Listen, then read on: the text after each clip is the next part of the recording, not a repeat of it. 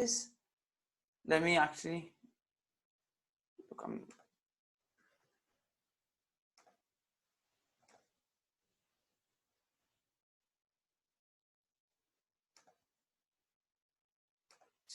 Guys, now give me a second. Whoever is doing this, can you all please stop? I cannot find how I block the scribble.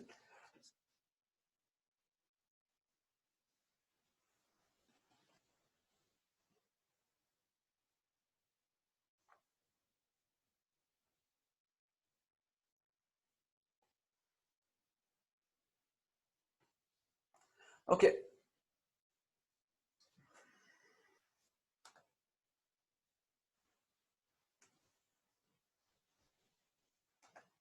Okay, I think now none of y'all should be able to annotate. And also I'm going to do this. So now we come to know who is scribbling.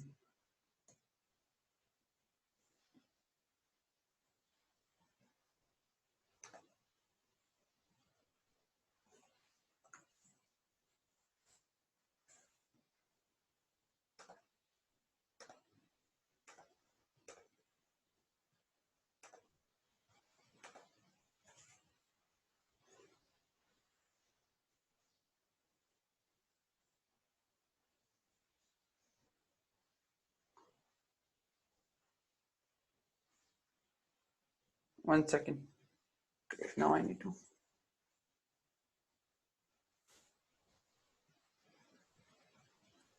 Guys, give me a second, okay? I need to figure out now how I can annotate text, because it has basically stopped annotation for me as well.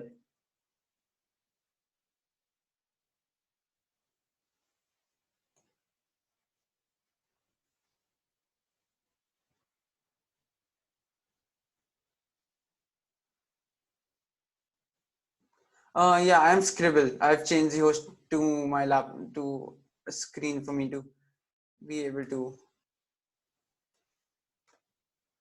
Okay.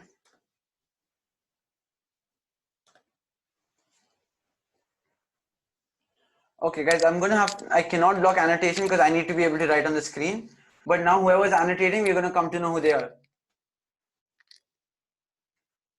So yeah, Hamza, stop.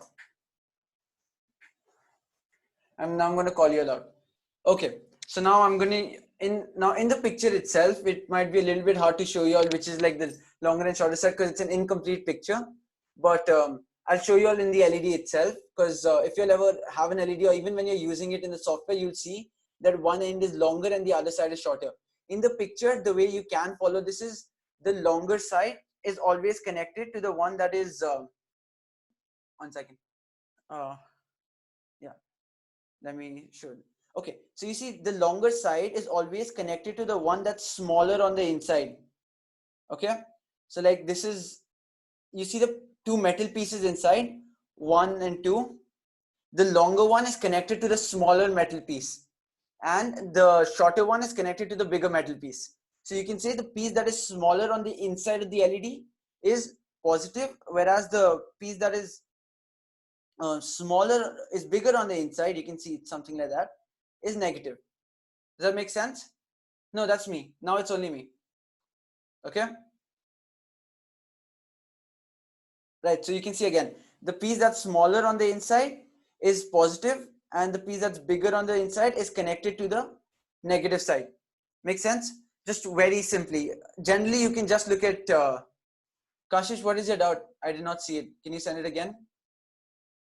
So again, you can see longer side positive, shorter side negative, and you can connect the positive to the positive and shorter side to the negative of the battery, and the LED turns on. Please explain anode and cathode and how to find. Okay. Anode is basically the positive terminal of an LED, and cathode is the negative. And the longer end of the LED, you see one is longer than the other. The longer one is positive and the shorter one is negative. Simple enough?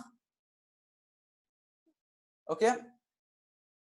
Now if you want, and again, ignore the inside of the LED. This is the best way for you all to see it. The inside part, even if you all do not know, it's okay. Let's not waste time on that. When you actually try using an LED, you will understand that. Okay. But for now, longer side positive, shorter side negative. Okay. Now tell me, you've got two circuits here. One is A and one is B. Which is a closed circuit and which is an open circuit? Which is a closed circuit? Tell me that first. Closed circuit. Closed circuit. Okay, good. An open circuit, and B is obviously B is an open circuit. So current flows through in an closed circuit and current does not flow in an open circuit, right? And sometimes, okay, what is the name of the device that you can use to manually open and close a device, a circuit? Sorry, what is the device that you use to manually open and close a circuit? Switch. Okay, so everyone understands this. Great. Now we're going to try and do the types of switches. Okay, so again, in the chat, tell me what is the name of the switch that you see on screen.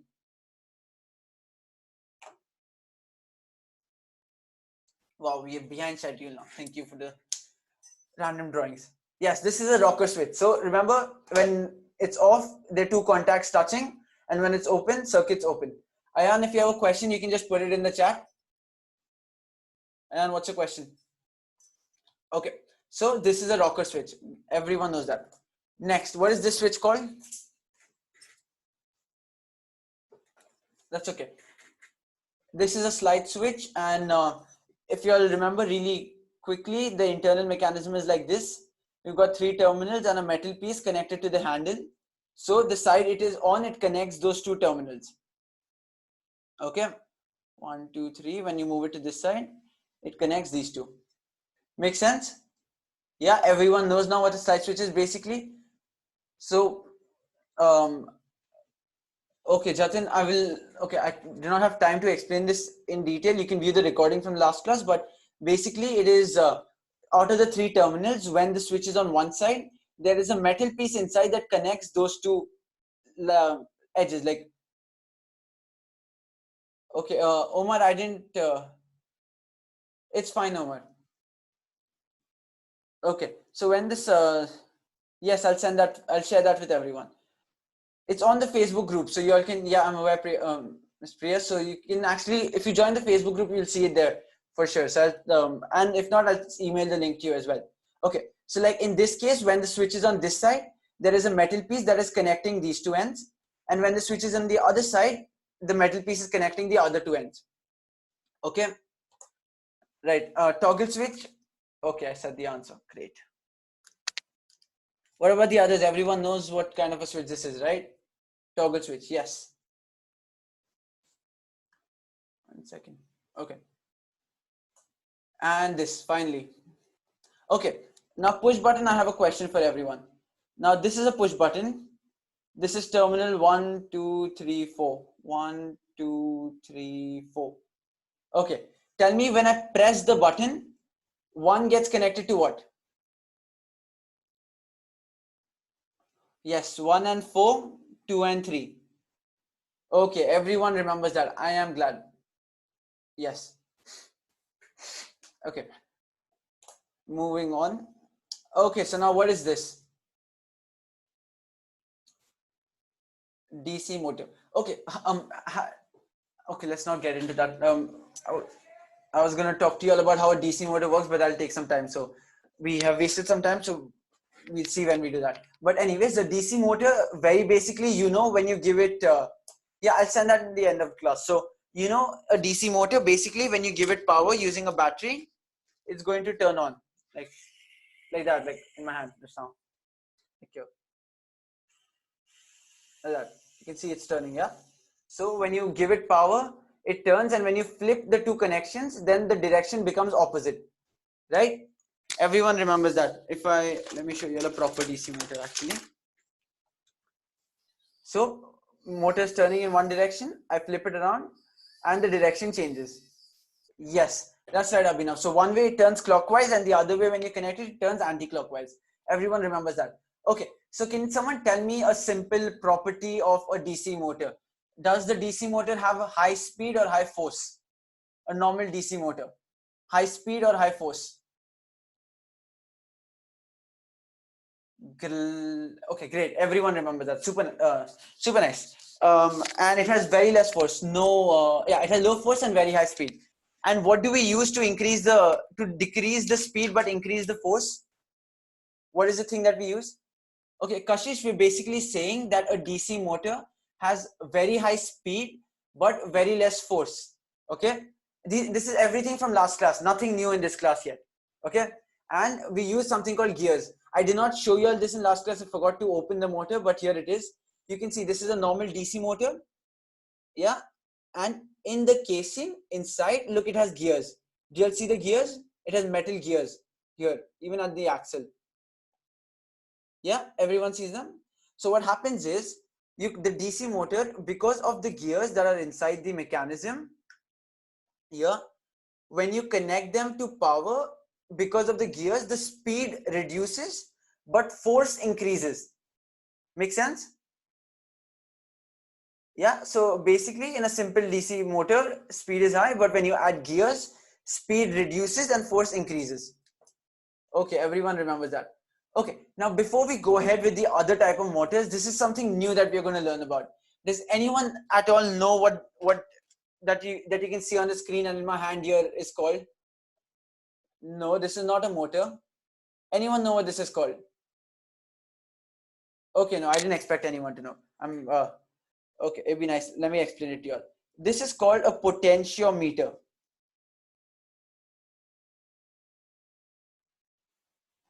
Meter. Okay, so this is something that we call a potentiometer. And remember how we talked about resistors in last class?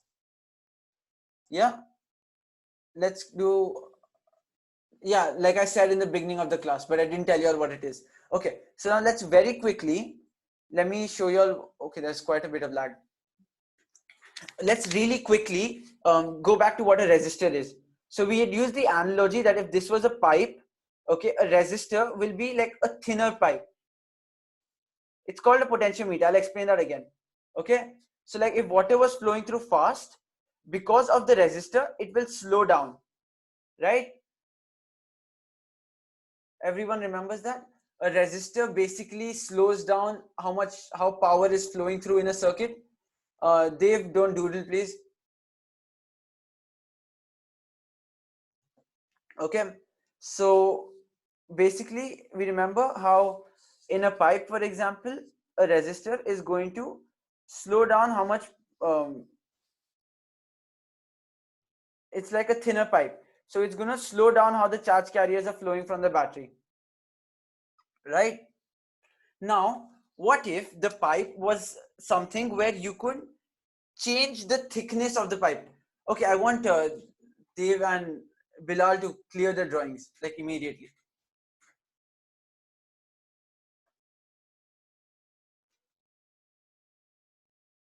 Okay, so now what if, yes, I can see that. So Bilal, stop.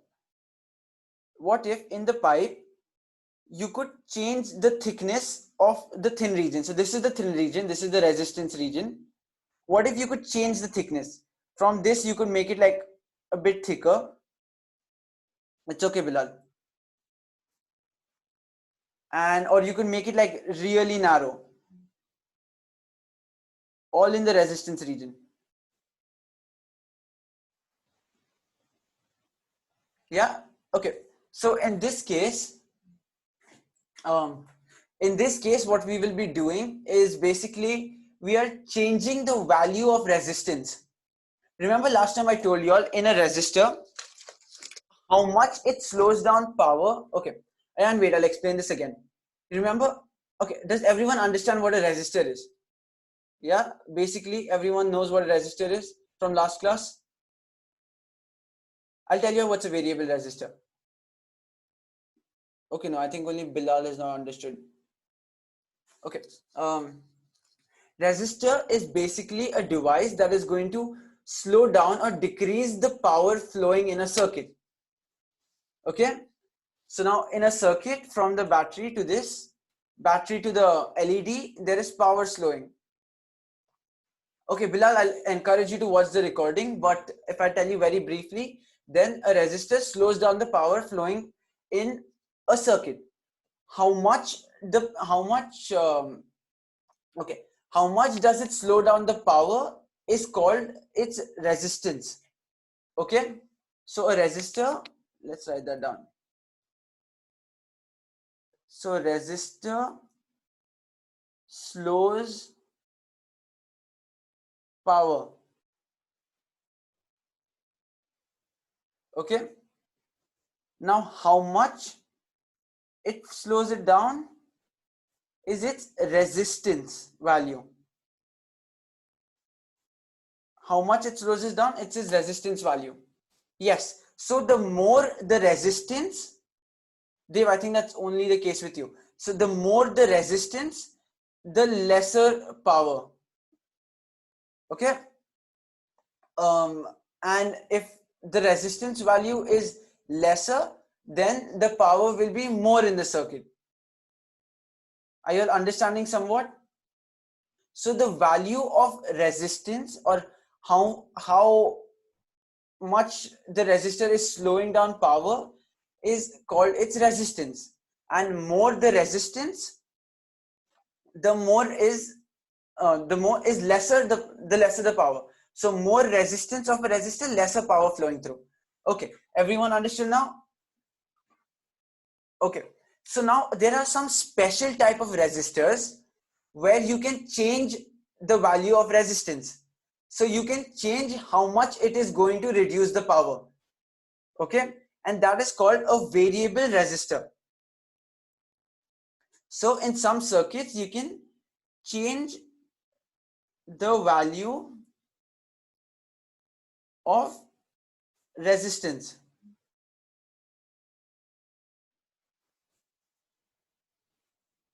Okay, and that is called a variable resistor, and those special resistors are called a variable resistor.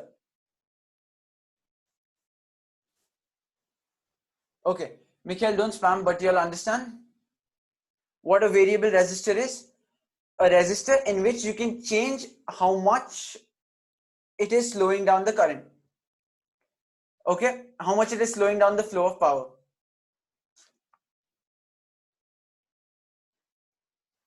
Okay, everyone understands? So now the potentiometer that we saw on the previous slide, back. The potentiometer that we saw on the previous slide and on my camera is basically a variable resistor. Okay, excuse me. Now this is basically a variable resistor.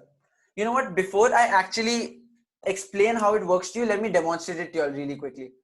So we're going to go back to Tinkercad. I'm going to sign in. Let's give it a second. This should not take long.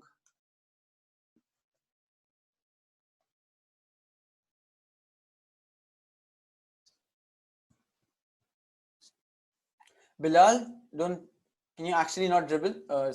Doodle. Okay.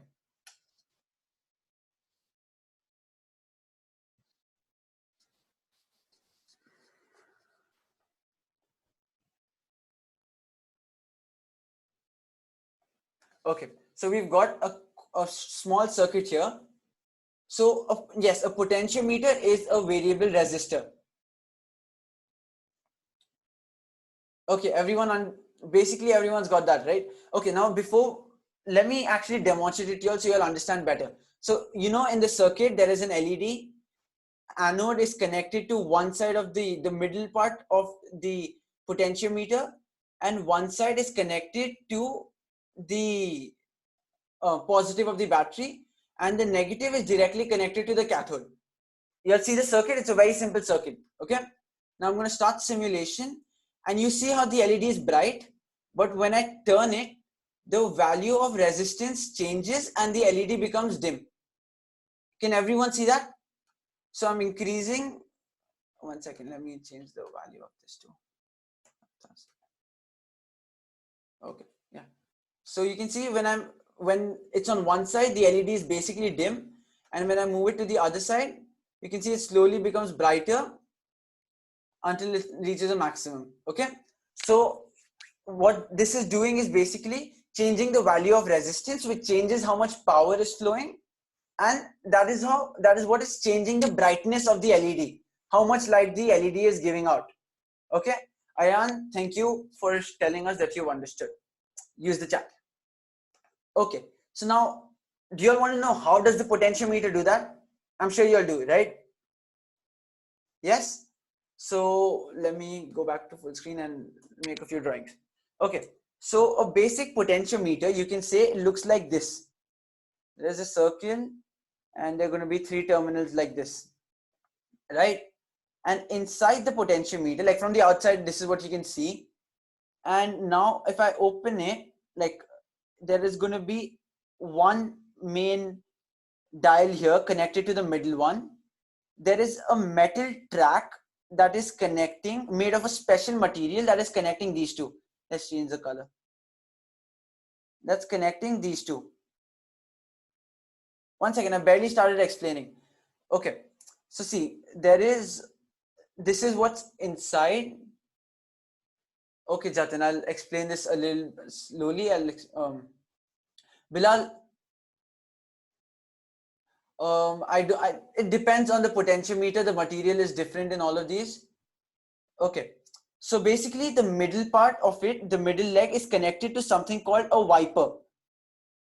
Okay, it is called a wiper, W-I-P-E-R, wiper. And the wiper is what you're turning with this dial. Okay, so when you're turning it around, you're basically moving the position of the wiper. Understood? So now what's happening inside is basically, let's go back to the pipe analogy so you'll understand this better really quickly. One second. Okay, now exactly how this will work will become really complicated, so I'm going to explain it to you very briefly. Kashish, I'll tell you at the end of the class. Okay, now imagine this is a length of the pipe. Okay, this is a pipe. It is, for example, okay, it is this long. Just understand that. Now I put in a thinner pipe of this much region in here. Okay, so it slows down the force a little bit. Okay, but there's still this flowing. Now what happens is I increase the narrow section so that it starts all the way from here. Okay, so the narrow section has now become longer. I'll talk about the terminals later, so just listen to what I'm trying to say now. Okay, so now I have made the narrow section longer. So there are three pipes. One is, there is no resistor, it's just water is flowing through fast. In the second type, there is a thin narrow section, it's only this much. But there is a third pipe where the narrow section is this broad, this long. Okay, wait, what's happening here? Go back. Where the narrow section is this long. So now you'll see how I'm changing the length of the narrow section. And by changing the length of the narrow section, I am changing how much resistance is there in the pipe. Everyone understood that? I'm changing basically for Vedant, if you're, okay, so Vedant, right, I think I was drawing as well. So let me explain the drawings once again quickly. So now I have this much length of a pipe. It is this thick throughout, okay? Long, yeah, exactly. You're right, Priya. Longer narrow region means more resistance. And don't spam the chat, Ashay. Okay, so you have got there is no narrow region in the first one, so water is flowing through fast. In pipe number 2, what is happening is the narrow region is only this short. Okay, it's only this short. But in pipe number 3, the narrow region is this long. There is more narrow region in the third pipe. Okay, guys, please stop blaming Sajid if he's not doing it. And I don't think it's disturbing all of us that much. Okay, we want everyone to enjoy. Okay, so did you all understand how we are changing the length of the narrow region? Everyone understand that? Yeah, and that is changing. Okay, in circuit 1, in pipe 1, 2, and 3, which pipe according to you has the most resistance? Which pipe has the most resistance? Everyone tell me that. Good, everyone's understood that. Okay, and least resistance, like सबसे कम, minimum? 1. Okay, does everyone understand why that is? Because of the length of the narrow region. Okay, so changing the length of the narrow region is changing the resistance. Very simply, you'll understand that. Yes, guys, trust me, these basics are something that even engineering students do not know at times. So try and understand this as well as you can, but these are important. Okay, because you're going to be using this, and and if you all don't understand it, then there's no point of you all just making things with them. Okay, so I'm going to erase all of this so I can go back to this drawing. Okay, so now everyone has basically understood how the potentiometer this is changing. Okay, now let's go back to the potentiometer again. So now example, I have connected my pipe. Oops. Okay, example, I have connected one end of my pipe to terminal 3. Okay, everyone's able to follow, right? Okay, imagine I have attached one end of my pipe to terminal 3, and I attach the other end of my pipe to terminal number 2. No, even if you don't become an electrician, when you're saying you're working with robots, this is like a very important thing. Like almost every robot uses it in its feedback loop. So potentiometer is like super critical. Okay, so now imagine let's just take 2 terminals from now, forget the third one. So you've connected one end of the terminal to one side of your pipe, and you've connected the other end to the wiper. Okay, and this metal strip inside is your narrow region. So this here is your narrow region. Okay, so by changing the position of the wiper, you all are changing how much narrow pipe are you using. Do you all understand that? Okay, so like for example, in position, let's call this position number 3. Okay, let's use some other color so like everyone understands. Let's call this position number 2, and let's call this position number 1. Okay, so now in case of yeah, Kashmir, you can say it's like the mechanism is like that, but how it works is a little bit different. Okay, so I'm explaining it again, you'll understand this time. Okay, so now again the analogy is we've connected one end of the pipe to the wiper and one end to the third terminal. Okay, so now what we're doing is, in case of position number 1, okay, this is position number 1, this end of the pipe which is connected to this region, you're seeing that, right? So this end of the pipe through the wiper is almost directly connected to side number 3. So terminal, okay, let's call this terminal B. I'm trying to, okay, should I redraw the drawing? Is it become too cluttered? I think the drawing has become a bit too cluttered. Yeah, let's redraw it. Okay, so I'm going to draw this a little bit small because there's a lot to draw here. Guys, I'm no artist, trust me.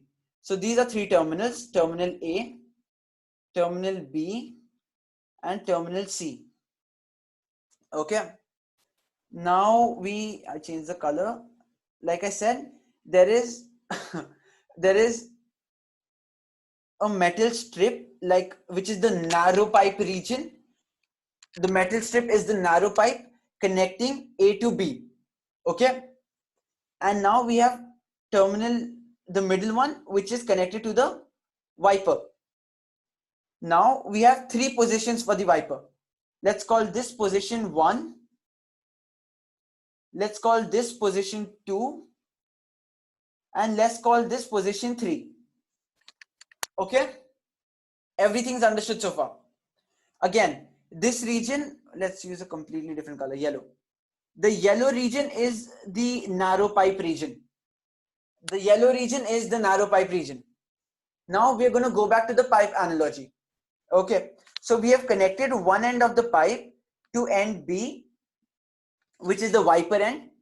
Okay, and other end of the pipe to side C. Okay, now what happens on position 1? This is the narrow region. If you can see, we are using no narrow region. It's almost continuous. So the narrow region is not there. It's as good as not there, right? So resistance value is very less resistance in case number 1. Do you all see that? Does everyone see that? Guys, tell me in the chat if you'll understand that. Why at position 1 resistance is very less? Good. Now we come to position number 2. I'm gonna erase. Okay, no, let's just somehow continue this drawing. Because the length of narrow region is small. That's right, Hussein. Now we're going to change to position number 2. Okay. So now in position number 2, again, one end connected to B, other end connected to C, and in the middle we have a small narrow region. Okay. So resistance is there, but it's not so much. So this is case number 2. So resistance of the narrow, it's there. So resistance is there, but less. Make sense? Okay, Omar, Bilal, it's fine. Just, it's not disturbing anyone, okay? Stop. Understand now in case 2 why resistance is there, but it's not so much. Now we are going to go to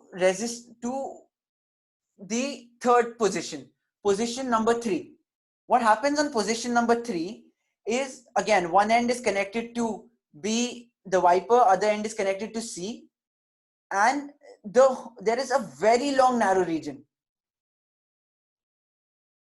There is a very long narrow region. Do all of you all see that? So the resistance value will be very high. Everyone sees that why resistance is high in position 3. So by turning the wiper, you're changing the value of resistance. Exactly, Priya. While changing the position of wiper, adjust resistance. Now has everyone understood it? Yeah, because of longer narrow pipe, because of longer resistance region. Everyone, anyone has any doubts, you can tell me now.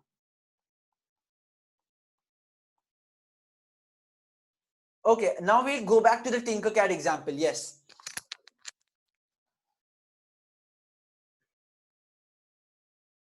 Why do birds fly? Why not? What am I supposed to say to that? Never mind. Let's forget I said that. Okay, now let's go back to the Tinkercad example. Okay, again, so this is a pipe here. We've got our pipe here, again pipe here, NC here, NB here. Okay. You want it to be made bigger? I don't think I can make it bigger. That's how much will fit on my screen. Okay, wait, let's go full screen. Chrome, let me go full screen. There we are, full screen now. Okay. Now, excuse me. Let's draw that again. So we've got our end. We've got our end C here and our end B here. Okay. Now we change, like in this case, the LED is very bright. Now we are changing the position. We are going from position 1, which were very less resistance, to position number 2. Do all of you see how the light became dimmer? Everyone sees that light became dimmer? Yeah, because the resistance region increased. And now I take you to the other side, position number 3. And the light's as good as off because the resistance is so high. Okay. So when you want to be able to change the resistance in a circuit, you use a potentiometer. Has everyone understood that? Because trust me guys, it is not something very easy to understand. It is quite a difficult concept. So if you all have understood it, and I know some of you all are very young, so I'm glad. Okay. Marilyn, okay. If I very quickly repeat it, So anyone has any doubts except for like 1 or 2 people who have not understood something? If you'll have any doubts, then ask me, like if you haven't understood something. Then I can clear that. No? Okay. But I'll again just repeat it very quickly. If you want to decrease, this is basically a no resistance region. See, so the light becomes bright.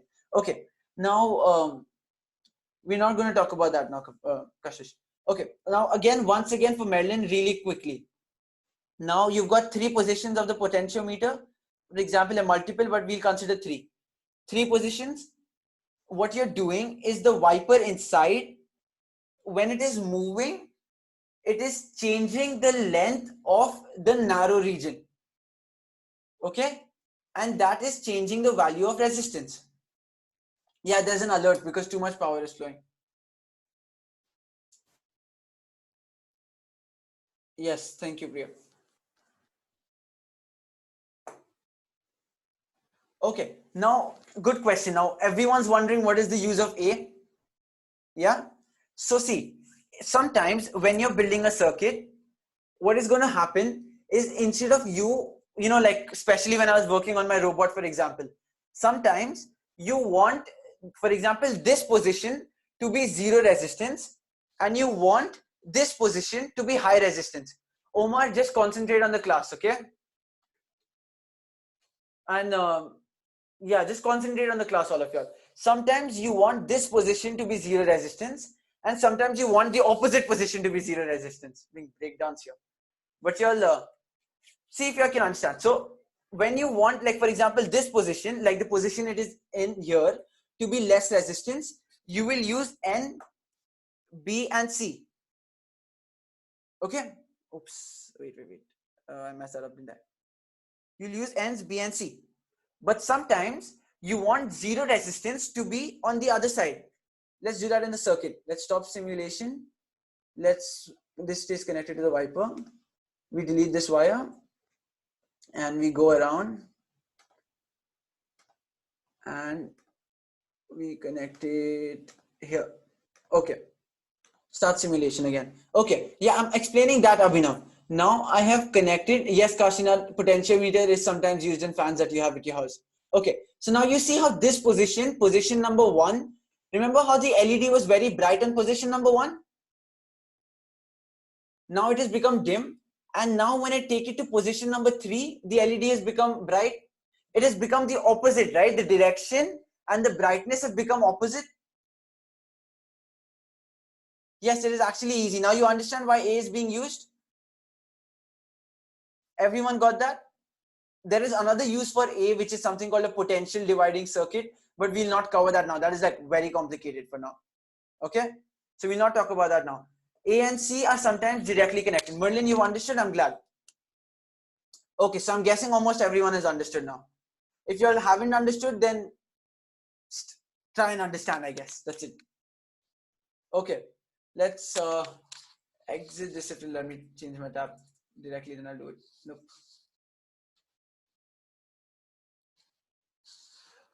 Let's go back now. Yeah, whether you want the thing to be clockwise or anti-clockwise. Avinash, I think it's a problem at your end. Just check. Okay, now we are coming back to motors. This is something called a servo motor. And I wanted to explain what a potentiometer is to you because a servo motor has a potentiometer inside of it. Yes, man, that's a potentiometer.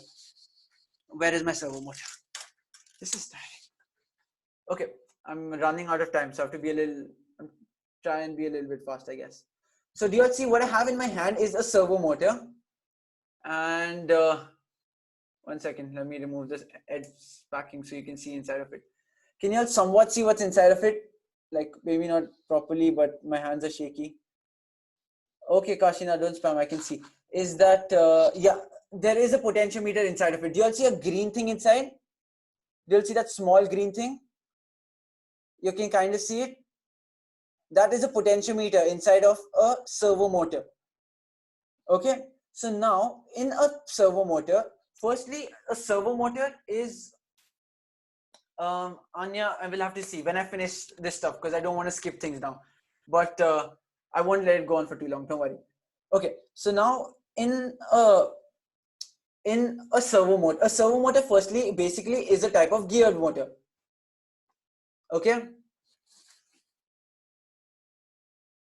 Abhinami, I think it's a problem with your internet. You'll have to see if you can fix that. Okay. So now a servo motor again is firstly a geared motor. Remember geared motor? It is a DC motor with gears in it. Everyone sees that. It will end around 6:30, 6:45. 6:30 I'll start the quiz basically. But you'll spend so much time doodling that I'm out of my schedule now. Okay. Let's come back to the topic and talk about a servo motor like properly. Now in a servo motor, you've got a DC motor with gears. So firstly, it's a geared motor. Next, you've got a potentiometer inside of a servo motor. Now remember, a potentiometer changes resistance when depending on how much it has turned. The special part about a servo motor is it knows exactly how much it has turned. Okay, let me go demonstrate a servo motor to you all, then you'll understand better. Look, I have a servo motor demonstration for you all too. Wow, excuse me.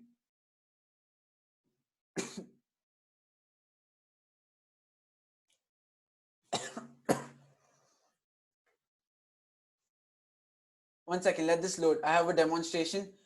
Oh wow, guys, ladies and gentlemen, we've got Donald Trump on our session. And he's doodling. Guys, seriously, come on. Okay, I'm waiting for this to open. Again, this closed for some reason.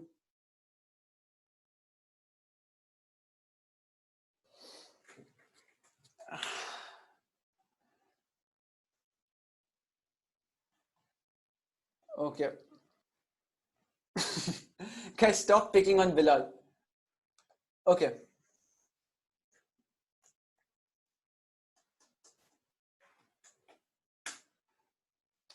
Now, forget what the Arduino there, forget about the Arduino, just focus on this. Okay, guys, back on the topic. Focus on this now. It's important, and I'm not going to explain it again. So now you'll see on your screen what you have here is something called a servo motor. Thank you.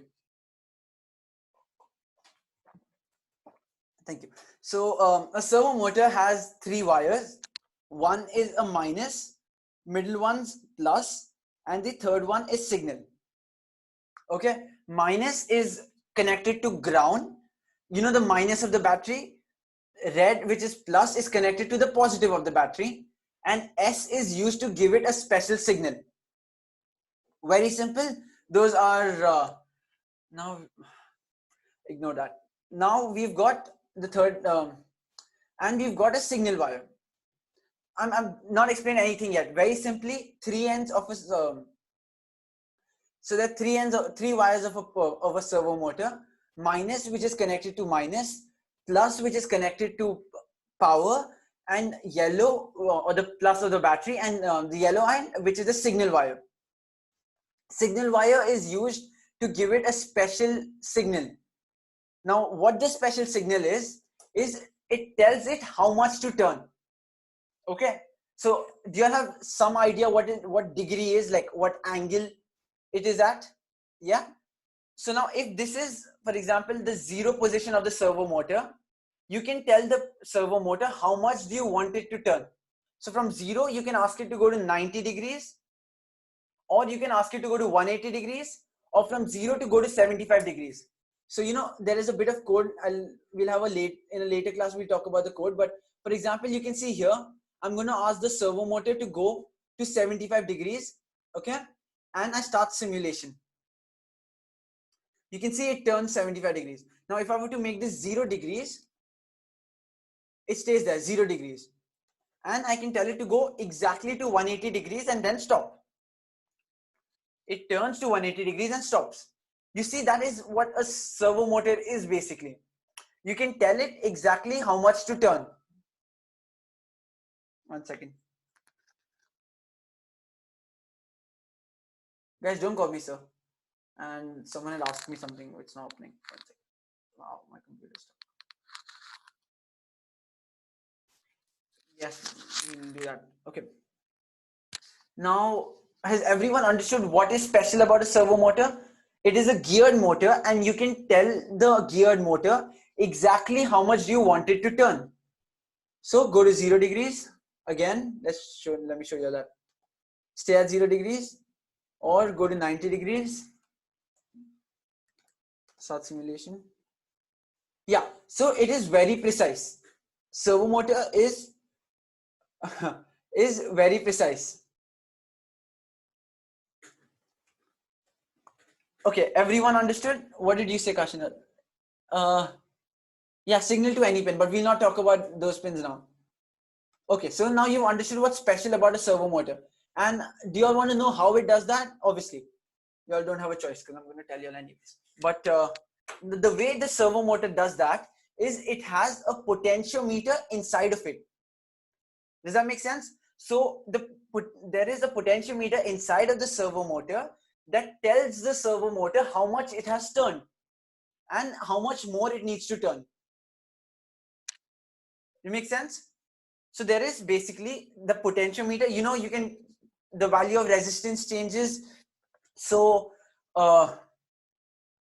yeah, the wiper is connected to the main gear. Like this knob here is connected to the main gear. Wow, I turned off my own camera, I guess. At least I can't see it.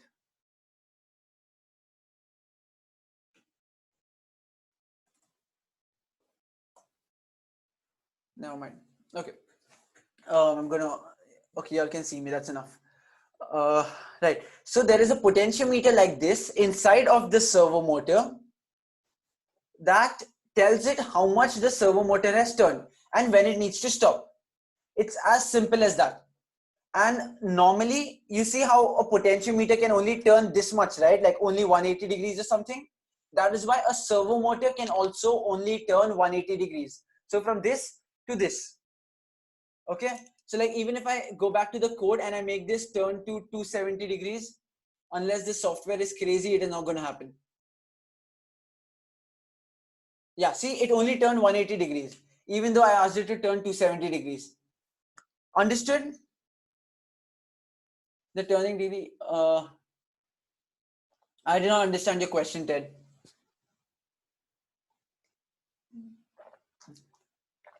Okay, everyone's understood this. I am glad. Okay, keep saying that. Let's go back to the presentation. Yes, software is not crazy. Now, finally, the last kind of motor, stepper motor. Now, how the stepper motor works, to explain this, I will need another half an hour. So I'm not going to get into it. I'll see if it is interesting enough, I will cover it in next class. But basically, if a servo motor can only, yeah, this also has more force, but there is something special about stepper motor. I have a stepper motor with me as well. Yeah, okay. So this is another kind of stepper motor, not the same one that you have there. But what's special about this, about these special stepper motors, is it can not only can it turn continuously like a normal motor, you can tell the stepper motor how many degrees to turn exactly. So it is like you're combining a geared motor and a servo motor to get a stepper motor. Yeah, it is incredibly precise. So like almost all, the robotic arms that you all see, and if you all, I talked about it very briefly last class. So even, your Lego robots, you'll have those NXT motors, right? You'll have those smart motors with your Lego Mindstorms kit. Some of you all might know that. Those are also stepper motors. A key difference between stepper and a servo motor is a servo motor can only turn 0 to 180 degrees, but a stepper motor can keep rotating. Okay, and even though it can keep rotating, you can tell how much yeah, you will learn that in future classes. So like we need to cover the basics. If you do not know the basics, we cannot go into how you make robots, right? So like if you do not know how to make cement, you can't make a building. So we're learning the basics now. So key difference between servo, Shah Rukh Khan, I never liked you anyways, so I'm not going to say anything. So keep your understood that. I'm going to move on from this. Okay, so now what is this on your screen? What is this called on your screen, guys? Tell me in the chat. There's a lot of lag. It's a speaker. I think all of you all should know this. Basically, let's call it a speaker. No, this is not a buzzer. We'll have a buzzer later, but this is a speaker. Okay, do you all want me to talk about how a speaker works, or do you all want me to talk about the breadboard, because we have a little bit less time? Okay, let me tell you very briefly how a speaker works. So in a speaker, let's get you a speaker. Show you a speaker. I kept it up here. Yeah. Okay. So this is a speaker. This is a small speaker. Everyone can see it. Now a speaker on one end has a magnet. You see there's magnet written here. You guys, whoever's changing name and making these drawings, if you guys, I'll actually remove you all from the class now. I can do that. Do you want me to do that?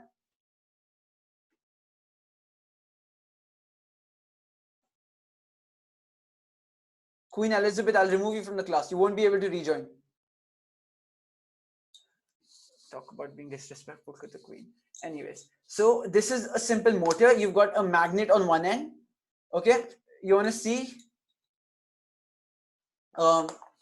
it's attracting metal objects. There's a magnet. Now connected to see guys, you're scribbling. It makes me forget what I'm trying to say. You've got, okay, so three key parts of a speaker. You've got a magnet on one side.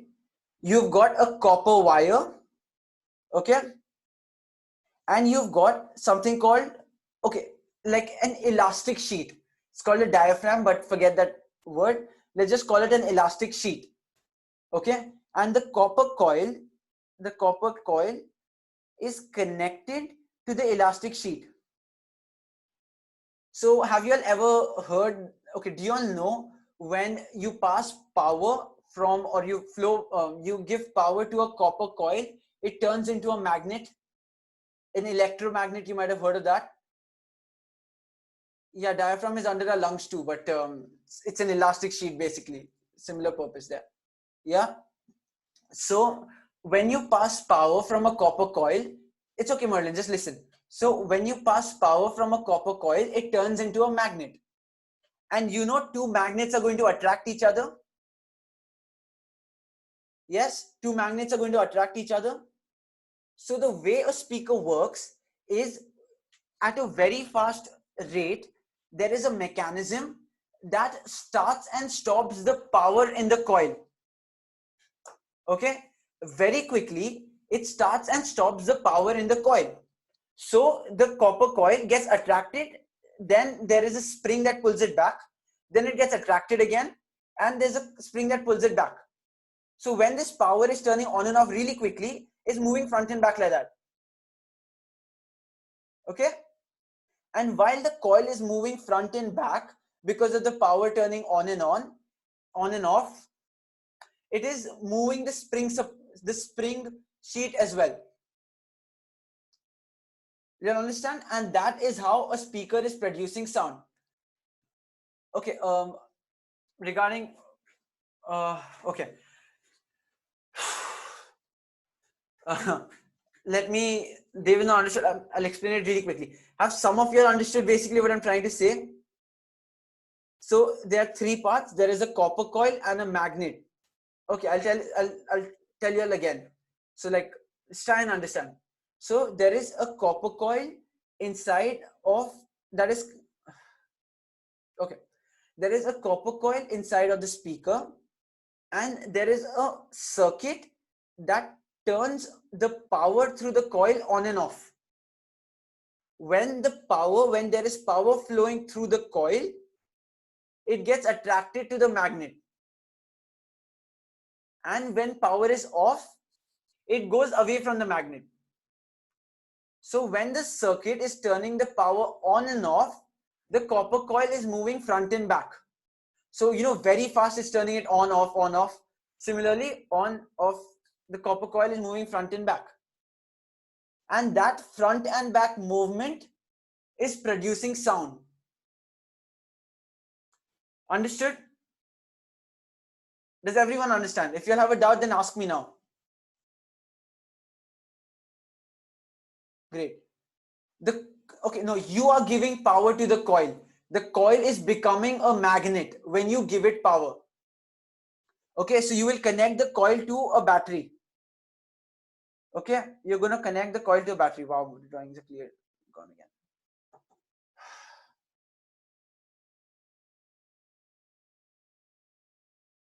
So the coil is getting connected to a battery. This is a battery. Okay, when it is connected, moves towards the magnet. When you disconnect it, it moves away. Sandeep, you asked me a question. Anyone else has any question? Ask me now. I'm going to take a sip of water.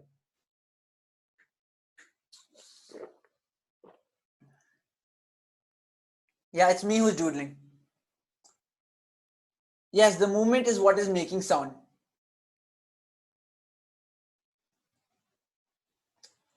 When light gets shock, I do not understand.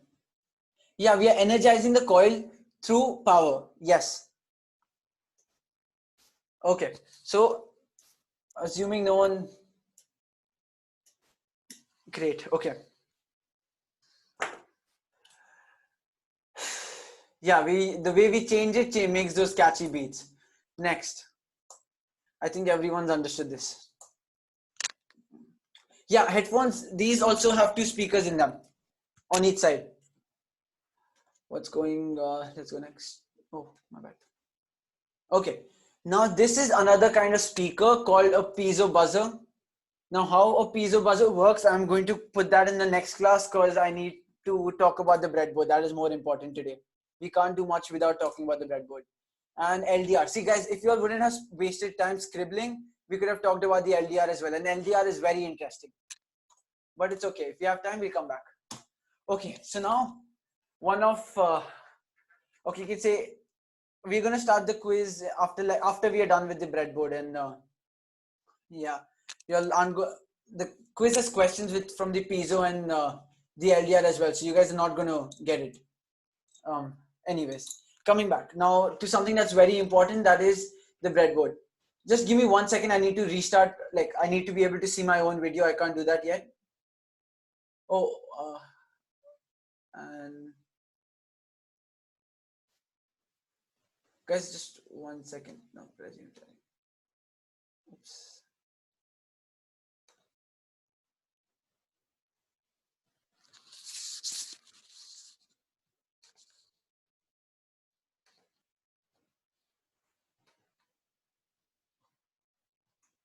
I can't. 1 second.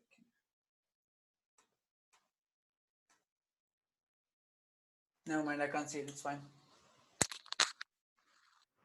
Anyways, I'm gonna hope that you all can see what I'm trying to show you. So if you all can't, yes, breadboard. We use it in circuits because it eats bread. On point, we're done. Okay. So right. So now what I have in my hands here is called a breadboard. Okay, and like I told you last class, a breadboard is a type. Hi, Alberta. A breadboard is a type of prototyping board. Now, why do we use a breadboard? For example, I've got this circuit that I've made here. What this circuit does, I'll tell you sometime later. But when I was making this circuit, I had to try a lot of things. I had to experiment with different components, different resistors to see what works well. Okay. So now if I would have directly made these connections using these permanent connections, for me to change something, it would have been very difficult. No, Ayan, I'll tell you what a breadboard is. Just listen carefully now. Okay, for me to change something on this circuit board, it would have been very difficult. So what I do is, I first used something called a breadboard. A breadboard is a prototyping board. That's okay. A breadboard is a prototyping board that is used to test or experiment with your circuits. Okay, I won't call it a template, somewhat like a template, but like it's a base for you to experiment with the circuit you're making. Does that make sense, guys? What a breadboard is used for? It's like It's, yeah, that was in last class's quiz. Uh, yes, it is used to plan your circuit. That's right, Abhinav. It is used to test or experiment your circuit before you make it permanent. Now, how does it work? I'm going to sacrifice one of my breadboards to explain this to you all. Okay. So you'll see this is the same breadboard that's on the screen. Yeah. Now, what happens is in a breadboard, all these horizontal lines, like you see, for example, row number 1, A, B, C, D, E. Do you all see that? Row 1, A, B, C, D, E. These are all connected to each other. These are all internally connected to each other. You see there's metal at the back. Row 1, A, B, C, D, E. See that? That is connected using metal behind it. See? Guys, trust me, I've conducted a similar workshop for like engineering students. They did not know what a breadboard is. So it is not all that simple to use and understand, but I'm simplifying it as much as I can. So just listen carefully. So A to B, B to C, C to D, and C to D to E, all in the first row are connected to each other. I have a better picture on the next slide, I think. Yeah. So here you have row number 1, A, B, C, D, E, and you can see there is a metal strip that is connecting it. Forget plus and minus. Just forget that the plus and minus is there. Okay, Abhinav? Whatever, Kumar guy, can you stop scribbling? Like, why are you guys doing this? Just listen while. Okay, so you can see that, for example, row number 4, A, B, C, D, E is connected. If the previous picture is better, I'll use the previous picture. Okay, and I'll have this. I have my open breadboard here. So I've got row 1, A, B, C, D, E, and I've got a metal strip that's connecting them. 1 second, guys. Okay, yeah. So row 1, A, B, C, D, E is connected. Not yet. Does everyone understand that? Now, similarly, on the sides, okay, the breadboard is made. We're going to break it up into 3 regions again. We've got region number 1, region number 2, and region number 3. And all these 3 regions are detachable. So you can see I'm pulling out one region. Yeah, that's just how a breadboard, a normal common breadboard is made. So now let's just take region number 1 into consideration. In region number 1, this entire line is connected using metal strip. Do you see that? So if I were to call this whole thing, where's my pen? I need to, can you all clear whoever was drawing that a little bit, clear all drawings. Okay. So now, for example, we've got stripe number A here. Yeah, breadboard is detachable, but don't do it. And Saad, don't doodle, please. And scribbler.io, you don't need to doodle. I'll do this. Thank you. I've got it. Okay. So we've got 2 rails here, 2 long rails. Let's call them rails A and B. All the holes, whatever you connect in these, are connected to each other using 2 metal strips at the back. Okay. You know what? Let's go to Tinkercad and actually play with the breadboard and understand how this works. You want to see the back again? Here, just quickly. Generally, people don't break breadboards to show people. Exclusive stuff. Okay, let's close this and go back to let's go back to Tinkercad now.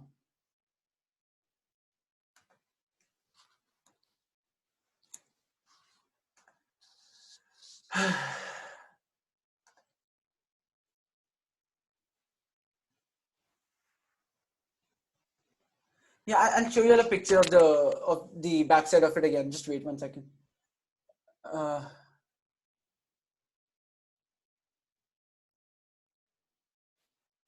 1 second. I'm just signing in again because it keeps signing me out to show you all how it works. Avinash, I will have to remove you from the class if you don't stop doodling.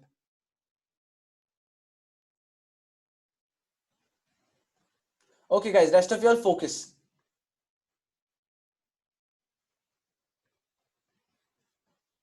That's not how you spell my name, but let's create a new circuit. Okay. And we're going to use a very simple circuit. We are only, as I'm minimizing your chat. Okay. We're going to use a coin battery, a 3-volt battery. We're going to use an LED, and we are going to use a breadboard. We'll use a small breadboard because this is enough, to be honest. Okay, guys, now listen carefully because I'm not going to explain this in any of the other classes, and this is very important for the last time. Okay, so now I have connected. I'm going to turn on the battery.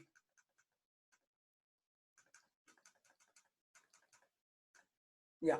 Now this is the negative of the battery. Negative connects to the shorter side. Cathode. Let's make this black so you all can understand better. Okay. So now we've got two ends. I am connecting one end of. I'm putting one end of the battery into the first row and in the first column. So now the other end of the LED.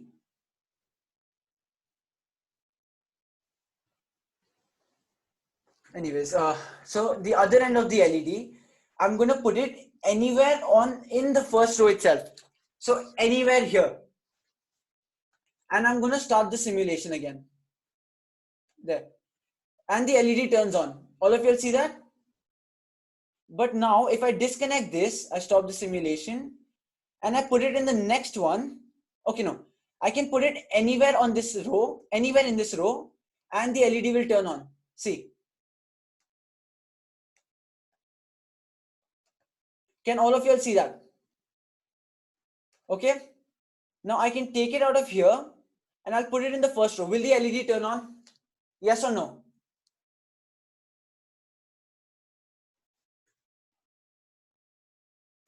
Let's try that. Did the LED turn on? Exactly. No, it didn't. Good. But if I were to move this there as well, 1 second, let's disconnect that, move that here. Now the LED will turn on, right? Yes. And again, like I said earlier, you can plug this in anywhere on this. 1 second. You can plug this in anywhere on in that row. Put it in G, F. Okay. Yeah, that's a good question actually. What about A, B, C, D, E? Aldrin, stop doodling. Guys, you're wasting time like this. We won't be able to complete. And I'm not going to come back to this in the next class. Okay. So now example, I move this here. I disconnect it from here. Okay, won't let me.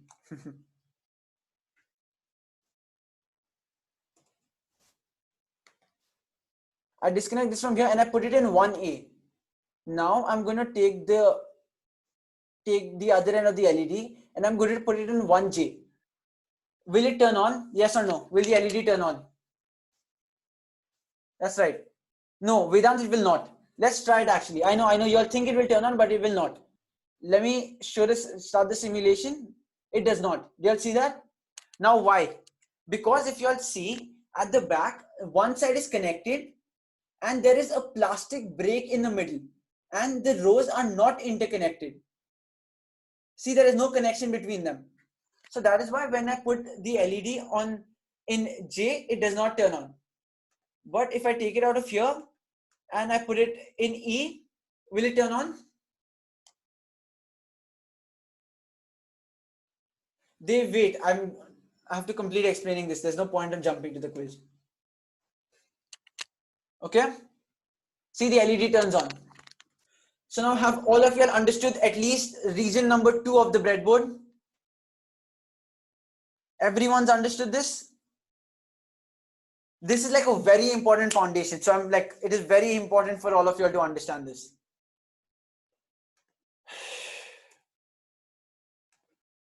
Okay, now we're going to take one end of the battery again.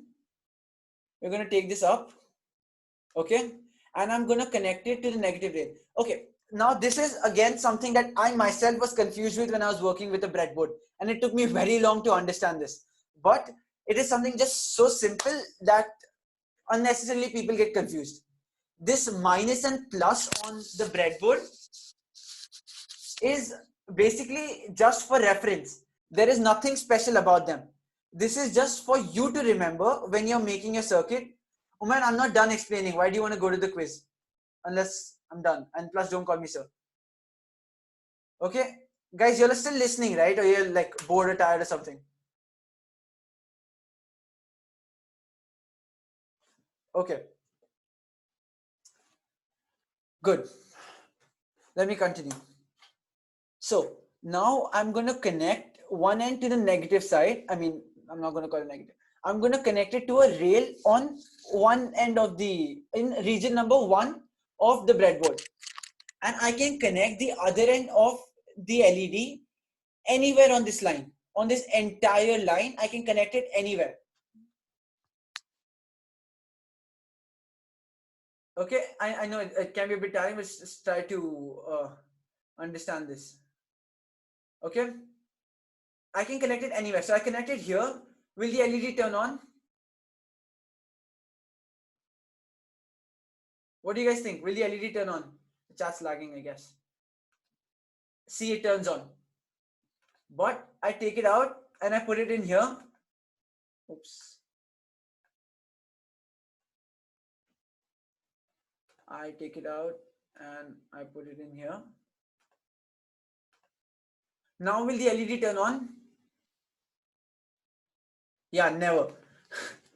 Yeah, it's not going to turn on. But what if I take a wire,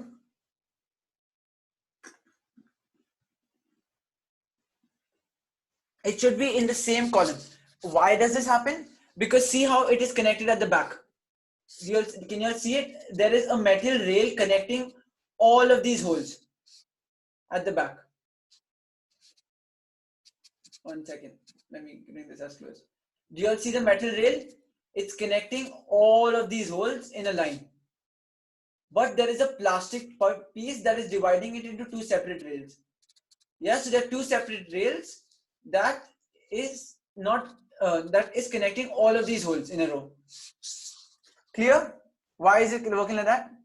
Okay, but now when you're working with a breadboard, sometimes you're going to have to connect 2 rails with each other. What if I took a wire? You know, now these 2 rails are not connected to each other, right? These 2 rails are not connected to each other. Yeah. What if I were to take a wire from here and put it in here? Now will the LED turn on?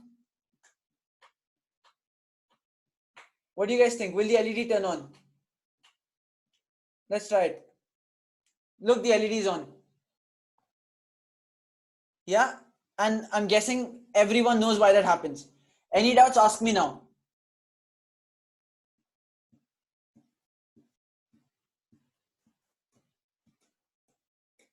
Oh, okay, Priya, what did you not understand? Just tell me what part of it did you not understand? Why does it turn on when I connect it between them?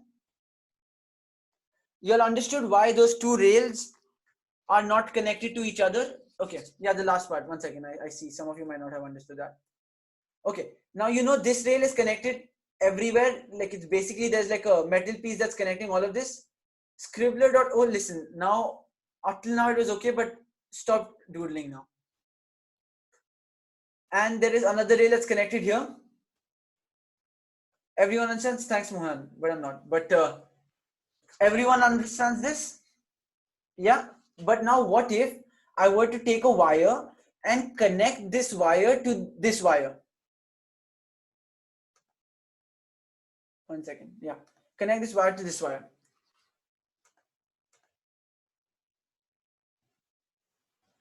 Oh, well, why is this not connecting? Yeah, it's connected. Okay.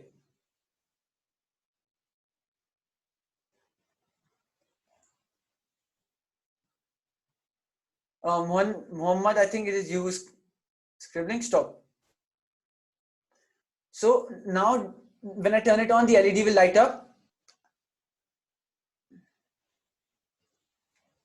Okay, again, I'm telling you this once again. The plus and the minus that's written on these breadboards, that is just for your reference. It does not signify anything. It does not mean anything.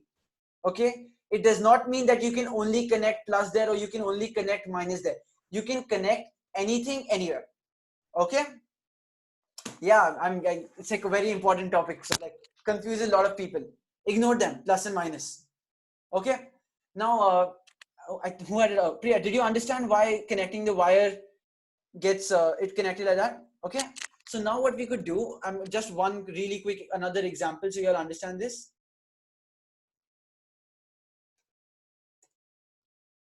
I take the positive and I put it in here. I take the other end of the LED, okay, and I put it in here. Now I'm going to take a wire and I'm going to connect this to this. Will the LED turn on?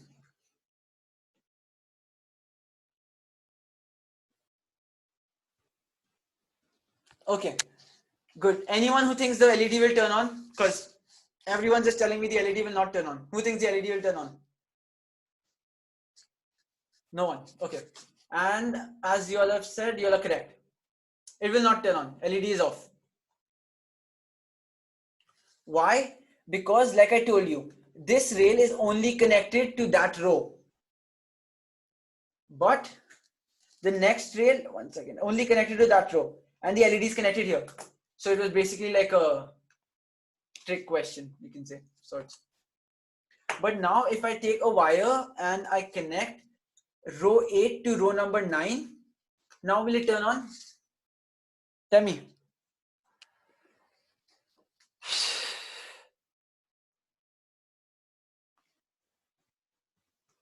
Okay. And it turns on. So now has everyone understood how a breadboard works? Any questions from any part of the breadboard? And no, it's not used to make sandwiches. No doubts? Everything's clear? Great. This is something that's very important and I'm super happy all of you understood it. Now you guys are going to get homework for today's class. Great. You all see this circuit? Yeah. All of you all see this circuit? Take a screenshot if you have to. All of you all are going to try and make this circuit on the breadboard. It's a challenge. It's not going to be easy, but try. You're going to use a 9-volt battery, a resistor and an LED, and you have to use a breadboard. You cannot use wires. You have to use a breadboard in the circuit. And no, not right now. Not right now. After the class, because it's homework. And oh wait, you're anyways at home. But anyways, after you're done making the circuit, send me a screenshot. Either send it to me using using WhatsApp or email. Sad, I literally just for the past half an hour I've been talking about that. Don't ask me something like that. So everyone's understood. You're going to try and use a breadboard to make this circuit. Okay, you guys are going to make it. Good question, Priya. I think you weren't there in the last class, so you do not know. To make this circuit, you're going to go to tinkercad.com. Again, for the people who are not there in last class, I'm only telling them this, Priya. So this is something for you. You're going to go to tinkercad.com. You're going to sign in.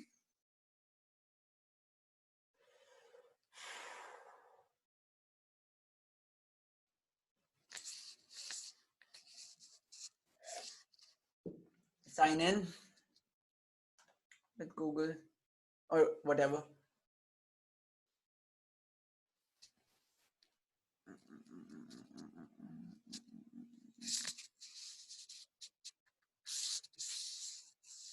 Sign in. Then you're going to click on circuit. I'll tell you, I'll give you all my email, I'll give you all my WhatsApp, Instagram, contact, everything in the end. Give me just one more minute. You're going to click on circuits on the side panel. And you click on create new circuit. Yeah, I'm tired.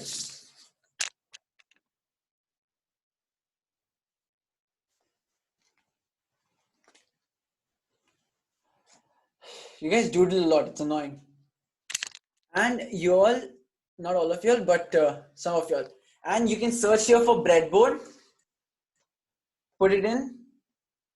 You're going to use a 9-volt battery. So you're going to search for a 9-volt battery. 1 second. If this works. 9-volt battery. Okay, 9 volt battery. Let's just get it from here. You're going to use a resistor and you're going to use an LED. These are all the components you need. Everything is there. How are you going to connect it using a breadboard? That's your job. So you're going to do it and you're going to send me a picture. Now, how are you going to send me the picture? That is coming up. Wait a second. See guys, these are everything that I want to talk about, but we're not able to talk about so many things in the class. How are you going to send me a picture is using this. But before that, there's a quiz. Quiz.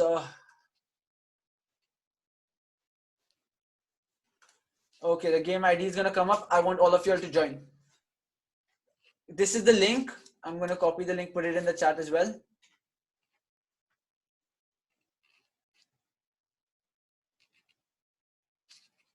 Okay, Abhirami. And this is, okay, Kashinath, very effective. No, I'm not going to. I'm going to teach again. Okay, I sent it. Guys, have you all got the link for the quiz? We've got people popping in already. Go ahead and do that. Everyone join the quiz. Join the quiz. It's here. Link is here. Link is here.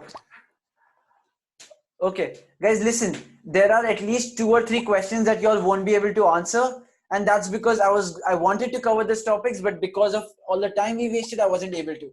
So try and answer those questions, just guess them. I don't expect you to answer those, but everything else you'll try and answer. That's the link. Join in, everyone.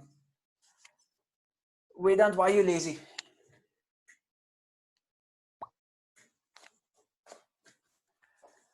Wow. Let's see how Donald Trump does his electronics. Vedant, join the quiz. I need to know how well you all have learned. There are a few questions from last time, like a quick recap, and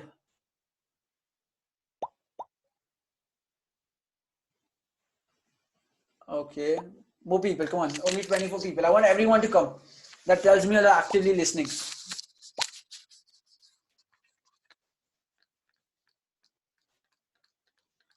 I'm going to wait. Is anyone coming or should I start? Okay, there are still more people popping in.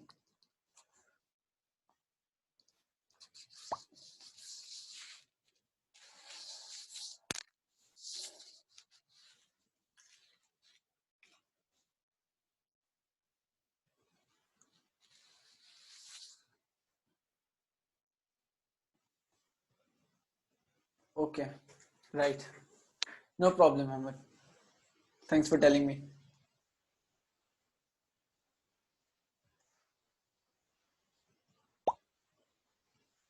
Okay, anyone else left?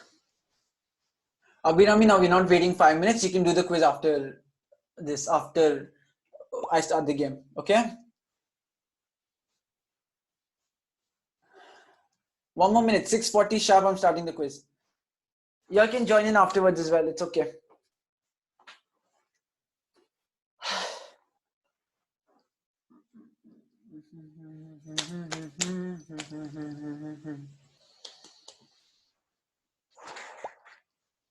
Okay, I'm starting the quiz. 5, 4, 3, 2.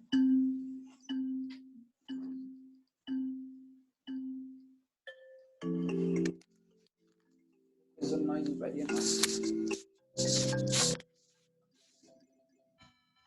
Yeah, first 2 questions are very easy. So I'll see everyone sharing the first position. But wait, things will get harder.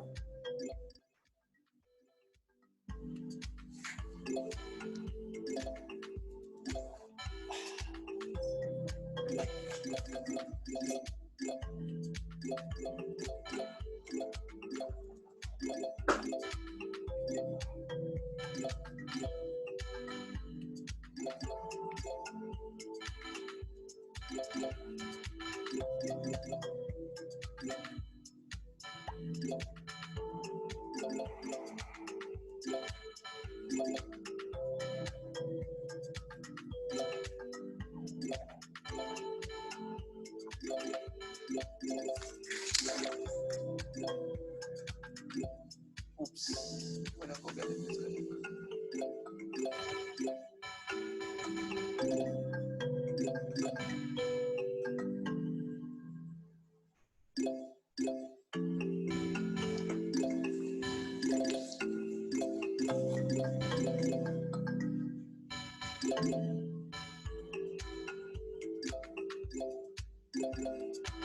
We've got Ayman in the lead, first position. We've got Parvati who is second. Omar is third. Kashinath's coming up. Omar is fighting for the second place. Ayman still in first. Wow, commentary. Let's go, guys. Come on. Kashinath is coming up again. Okay, Ayman and okay, Kashinath in first position now. Very nice. Some questions might be what we did not do, but that's basically because we did not get enough time. Yeah. It's nice, lesser work for me to prepare for next class.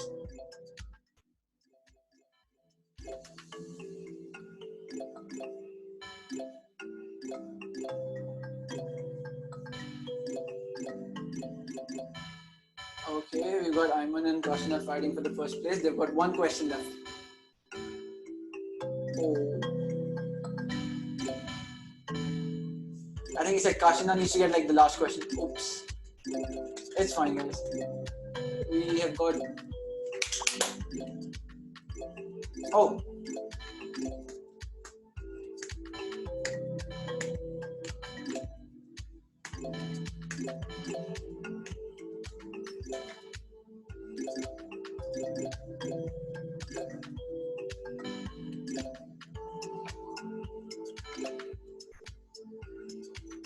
Yes, guys.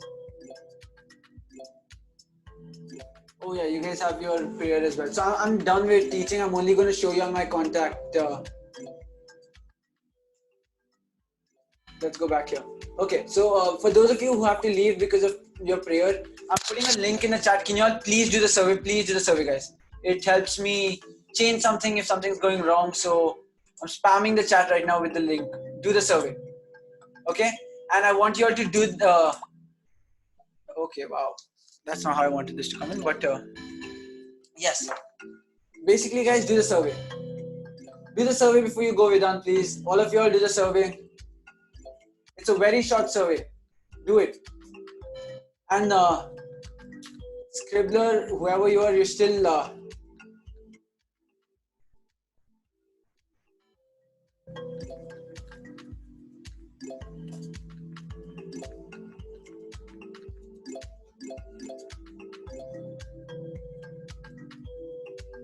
Thank you, Jatin.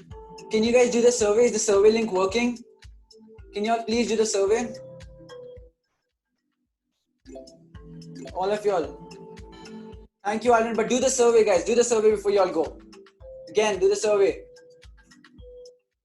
Oh, the link's not working? Oh, shit. Okay. Give me 1 second.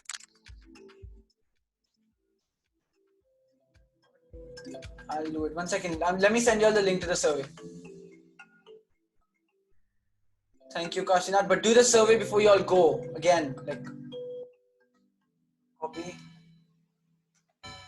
Okay, so the survey link's working. Link's working, right? In case it isn't, here's the full link. Oh, Dave, in case the link is not working, here's the link. Here, guys, do the survey. 1 second. 1 second, I'm sending the link. Hold on. Thank you.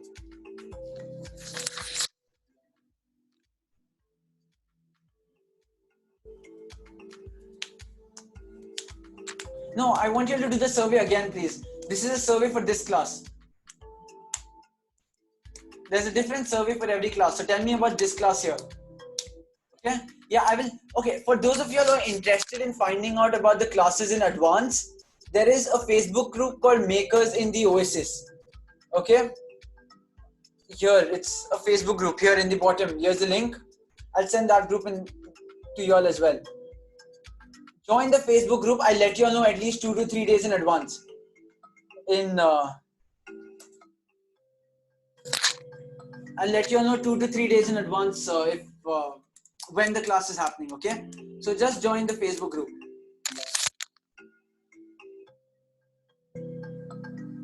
Message or email me or something for the circuit. I'll send you the circuit that I'll share it that way. Okay, guys, if you all want to know about the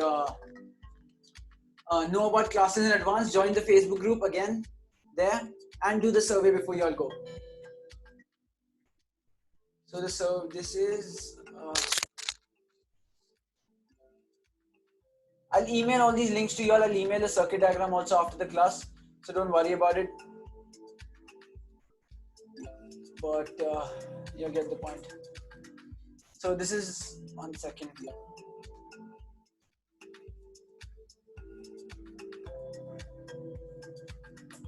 So join the Facebook group so you all come to know about the classes, and whoever is doodling, that's really unnecessary. Don't do that next class. Okay? Guys, hope you all enjoyed the class. Yeah, I'm giving you all the direct links also. This is the link to the Facebook group. So ask your parents to join it. And for the survey, please do the survey. That is important. It is here.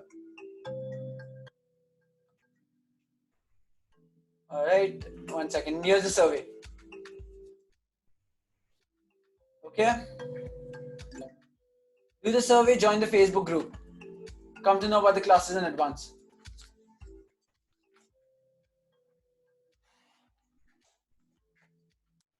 I hope you all learned. Okay. So tell me if you all learned while using the survey. Thank you, Jatin, for doing the survey. Thank you, Saad. Thanks, Jatin. Bye. Thank you, Dave.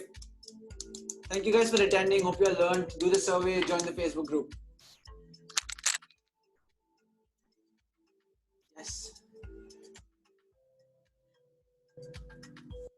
I think I have.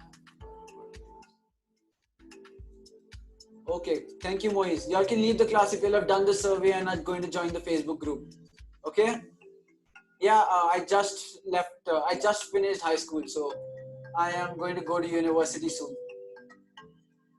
So I am a student. I'm 17, by the way.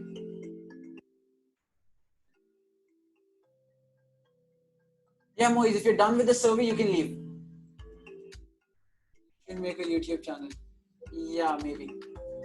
Thank you, Priya.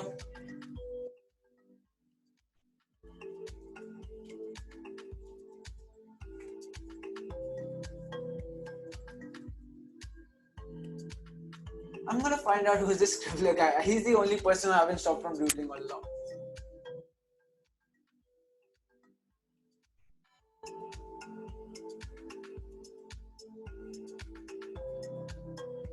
Thank you, Parvati. Bye, Abhinami. I hope you've done the survey. Let me see your camera.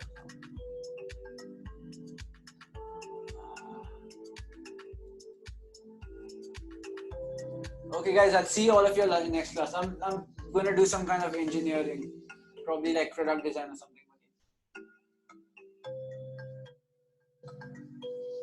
Okay, guys, all of you all got this. So got the survey link. Join the Facebook group, and if you all are done, you all can leave the class. I'm waiting for all of you all to leave. Yeah, no, I'm not joining Fiverr. Thank you.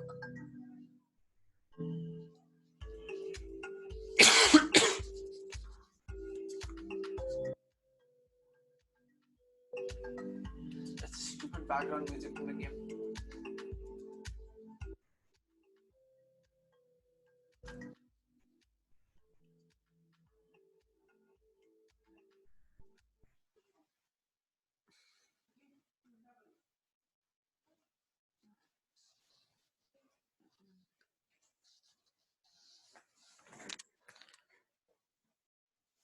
Okay, thank you, guys. You all can leave the class if you all are done with the survey and are going to join the Facebook group. Okay, I'm waiting for all of you all to leave.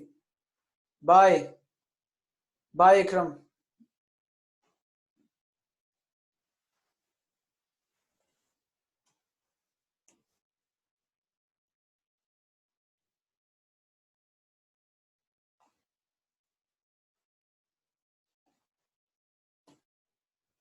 And guys, tell your friends about these classes so more people can benefit from them.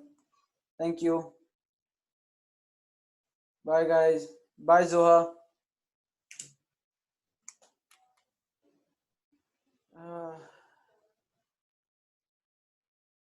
Wow, I've already got these on.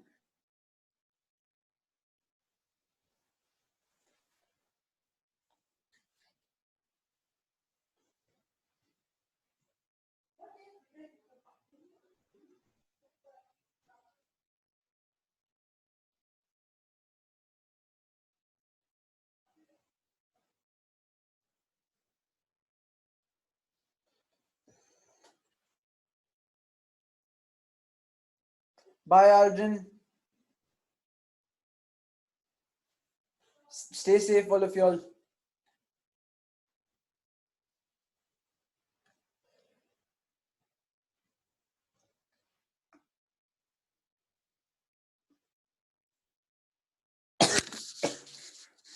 Thank you, Aldrin.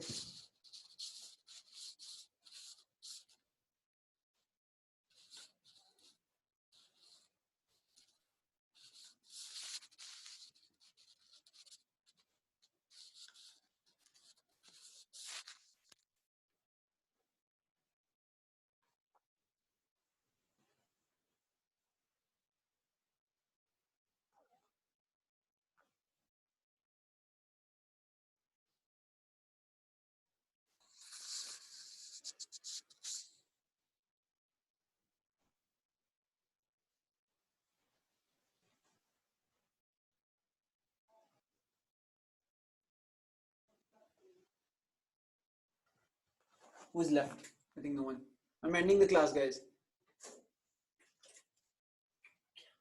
Yeah. Huh? Yeah. Okay.